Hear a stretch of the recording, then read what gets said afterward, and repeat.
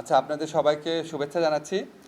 আজকে আমাদের একটা স্পেশাল মিটিং ছিল উপদেষ্টা পরিষদের। স্পেশাল মিটিংটা আয়োজনের উদ্দেশ্য ছিল আমাদের যে নারী ও শিশু নির্যাতন দমন আইন সেটা আমরা দেশের বর্তমান পরিস্থিতিতে যেভাবে ধর্ষণ বেড়ে যাচ্ছে, বিচারের দাবি উত্থাপিত হয়েছে, সেইগুলি বিবেচনায় রেখে আমরা অ্যামেন্ডমেন্ট করার জন্য এখানে বসেছিলাম।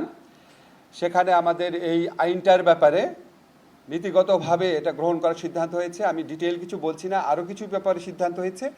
সিদ্ধান্তগুলো আমাদের মাননীয় পরিবেশ উপদেষ্টা রেজওয়ানা হাসান আপনাদের বলবেন।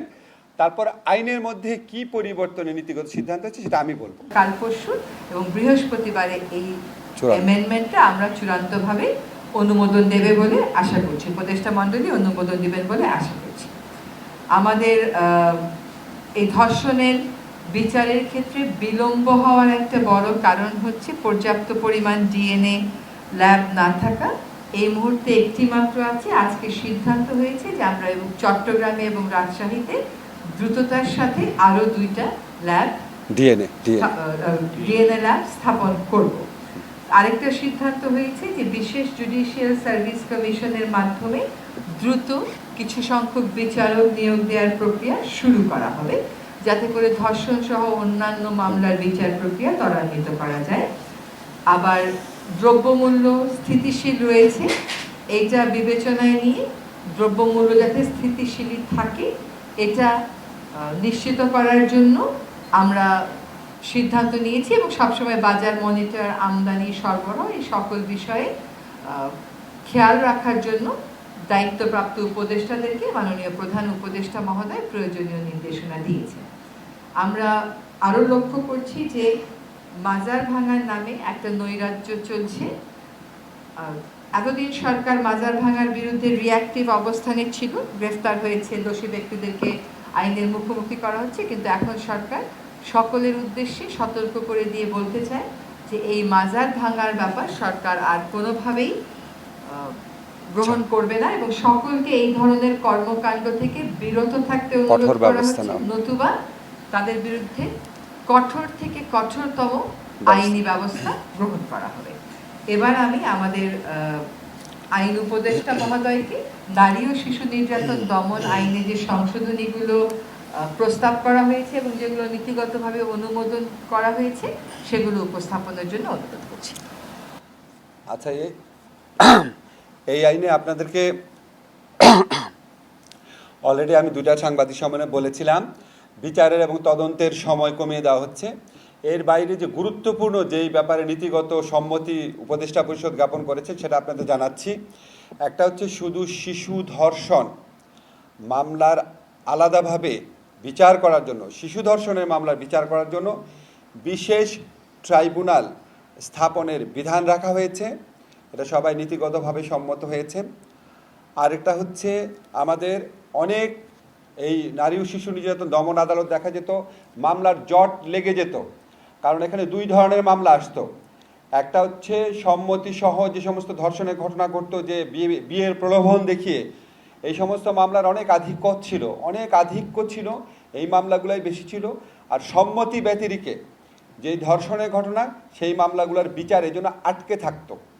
সেই জন্য আমরা এই আইনের মধ্যে বিধান করেছি বিয়ের প্রলোভন দেখিয়ে সম্মতি নিয়ে, প্রতারণামূলকভাবে হোক বা বিয়ের প্রলোভন নিয়ে হোক, সম্মতিক্রমে যেই ধর্ষণের ঘটনাগুলোর বিচার সেটা একটা আলাদা অপরাধ। আর হচ্ছে সম্মতি ব্যতিরেকে মাগুরার ক্ষেত্রে, বরগুনার ক্ষেত্রে যেই ঘটনাগুলো ঘটেছে সেই ধর্ষণের ঘটনাগুলোর আলাদা একটা অপরাধ হিসাবে এখানে আইডেন্টিফাইড হয়েছে। এবং দ্বিতীয় শ্রেণীর যে অপরাধ বললাম সম্মতি ব্যতিরেকে যে ধর্ষণ, সেটার ক্ষেত্রে বিচার এবং তদন্তের সময় কমানো হয়েছে। আমরা এটার উপর সর্বোচ্চ গুরুত্ব দিচ্ছি। এছাড়া আমরা ধর্ষণের মামলার ক্ষেত্রে কিছু ডেফিনেশন এনেছি।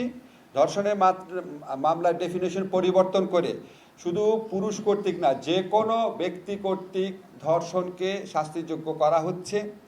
এছাড়া ধর্ষণের সংজ্ঞাটাকে ওয়াইড করা হয়েছে, বলাৎকারকে এর মধ্যে ইনক্লুড করা হয়েছে। যে কোনো, আমি খুব বিশদ বর্ণনা যাচ্ছি না, আপনাদেরকে শুধু বলতে চাচ্ছি BNWL এর মামলাতে যে ডেফিনেশনটা ছিল সেটার অনেকাংশ এখানে আনা হয়েছে। শুধুমাত্র প্রকৃত মানে পেনিট্রেশন না, যদি অন্য কোনো বস্তু ব্যবহার করা হয় বা আপনার পায়ুপথে বা যে কোনোভাবে যদি ধর্ষণ করা হয় সেটাও আমরা ধর্ষণের শাস্তির আওতায় আনছি। এটা আপনারা মানে যে কোনো ফর্মে যদি ধর্ষণ হয় এটা আমরা হোয়াইট করে দিচ্ছি। আর থার্ড যে অত্যন্ত গুরুত্বপূর্ণ পরিবর্তন আনা হচ্ছে সেটা হচ্ছে ডিএনএ রিপোর্ট পাওয়ার অপেক্ষায় অনেক মামলা বছরের পর বছর ঝুলে থাকতো। তো আমরা এই আইনে বিধান করেছি ডিএনএর রিপোর্ট ছাড়াই আদালত যদি মনে করে মেডিকেল সার্টিফিকেট এবং পারিপার্শ্বিক সাক্ষ্যের ভিত্তিতে বিচার সম্ভব, তাহলে আদালত ডিএনএ সার্টিফিকেট ছাড়াই মামলা দ্রুত বিচার করার জন্য মেডিকেল সার্টিফিকেট এবং পারিপার্শ্বিক সাক্ষ্যের ভিত্তিতে বিচার করবে। এছাড়া আমরা ভিকটিমদের প্রোটেকশনের জন্য বিভিন্ন ধরনের ব্যবস্থা করেছি, ওনাদেরকে ক্ষতিপূরণ দান করার ব্যবস্থা করেছি এবং ধর্ষণকালে বা ধর্ষণের উদ্দেশ্যে ধর্ষণ করতে যদি ব্যর্থ হয় ধর্ষণকালে বা ধর্ষণ করার উদ্দেশ্যে যদি কোনো রকম জখম করা হয়, গুরুতর জখম বা সাধারণ জখম, সেটাকেও আমরা কঠোর শাস্তির ব্যবস্থা করেছি। আপনারা বৃহস্পতিবার দিন এটা চূড়ান্ত অনুমোদন হয়ে যাবে আমরা আশা করছি। এরপর আপনারা খুব দ্রুত গেজেট নোটিফিকেশন হয়ে যাবে, এটা আপনারা খুব দ্রুত আপনারা কপি পেয়ে যাবেন। তবে আপনাদেরকে একটা জিনিস ক্ল্যারিফাই সাথে মাগুরায় আসিয়া হত্যা এবং ধর্ষণ মামলার বিচারের সম্পর্ক নাই। ওই বিচারে গিয়ে চলেছে নিজস্ব গতিতে এবং আমরা মনে করি খুবই দ্রুততার সাথে এই মামলার বিচার হবে। এই মামলার তদন্ত কার্য সমাপ্তির পথে, ডিএনএ রিপোর্ট পাওয়া যাবে 2-3 দিনের মধ্যে, তদন্ত কার্য সমাপ্তির পথে। আমরা আশা করছি আগামী কয়েকদিনের মধ্যেই এই মামলার বিচার শুরু হয়ে যাবে এবং খুব দ্রুত নিষ্পত্তি হয়ে যাবে, যেহেতু অকাট্য অনেক প্রমাণ রয়েছে। আপনাদের যদি অন্য কোনো বিষয়ে প্রশ্ন থাকে জাস্ট 2-3টা প্রশ্ন করবেন, রোজা আছে, আমাদের যে কেউ বলবেন আমরা উত্তর দেওয়ার চেষ্টা করব। বাংলাদেশের শিশু আইনে শিশুর যে সংজ্ঞা সেটাই শিশুর সংজ্ঞা 16 বছর।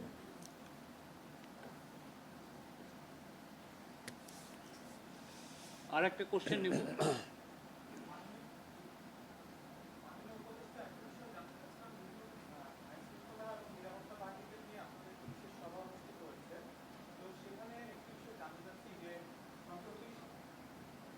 সম্প্রতি আমরা দেখতে পাচ্ছি যে সোশ্যাল মিডিয়াগুলোতে দেশের ভেতর এবং দেশের বাইরে থেকে বিভিন্ন ধরনের হামলা এবং উস্কানি দেওয়া হচ্ছে, তো সেই বিষয়গুলো নিয়ে আপনারা কোনোভাবে আলোচনা করেছেন কিনা? আমরা পার্টিকুলারলি এটা নিয়ে আজকে আলোচনা করি না, কিন্তু আপনি দেখেছেন এই সমস্ত ঘটনার ক্ষেত্রে আমাদের আইন শৃঙ্খলা বাহিনীর পক্ষ থেকে পদক্ষেপ নেওয়া হয়। আমাদের সবসময় কিন্তু পদক্ষেপ নেওয়া হয়, যখন এই ধরনের ঘটনা ঘটে আমরা পদক্ষেপ নেই এবং 2-একটা ক্ষেত্রে ব্যর্থতার ঘটনা থাকলে অধিকাংশ ক্ষেত্রে আমরা এই ঘটনাগুলো এড়াতে সক্ষম হয়েছি। আজকে সার্বিকভাবে শৃঙ্খলা পরিস্থিতি রক্ষার বিষয় নিয়ে আলোচনা করা হয়েছে। এখানে আমাদের প্রধান উপদেষ্টা বক্তব্য দিয়েছেন, আমাদের পরিবেশ উপদেষ্টা রেজওয়ানা হাসান বক্তব্য দিয়েছেন, আমরা বক্তব্য দিয়েছি। আমরা একটা কথাই বলেছি, দেশের এই সংকটময় পরিস্থিতিতে আমাদেরকে আরও বেশি দায়িত্বশীল হয়ে, উদ্যোগী হয়ে সবাই মিলে সমন্বিতভাবে কাজ করতে হবে, এটাই মূলত বক্তব্য ছিল। আপনারা যদি কাজ শেষ করে নেই। জি জি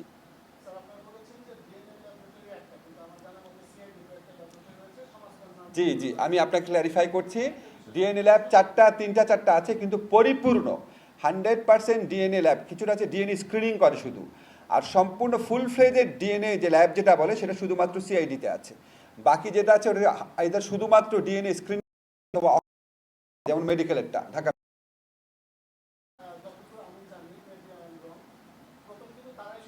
শুরু করেছিল, এটা কাজ করছে না ভাই, ওখানকার যে হেড ছিল ওনার সাথে আমরা কনসাল্ট করেছি, উনি বলেছে।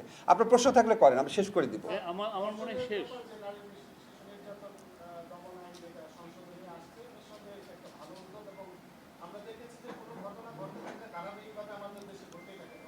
প্রশ্ন করেন।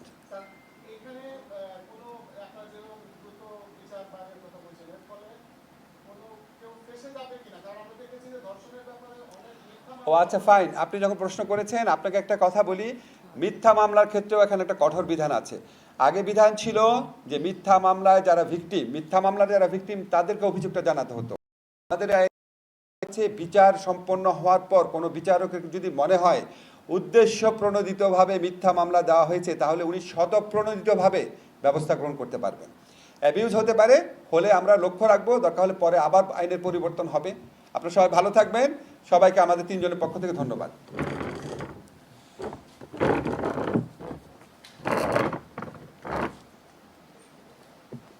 রেজওয়ানা, আমি দৌড় দিলাম। হ্যাঁ। আপনি আমাকে তাহলে ওটা আমাকে পাঠাবেন যেটা আমার রেখে আসলাম ক্যাবিনেটে।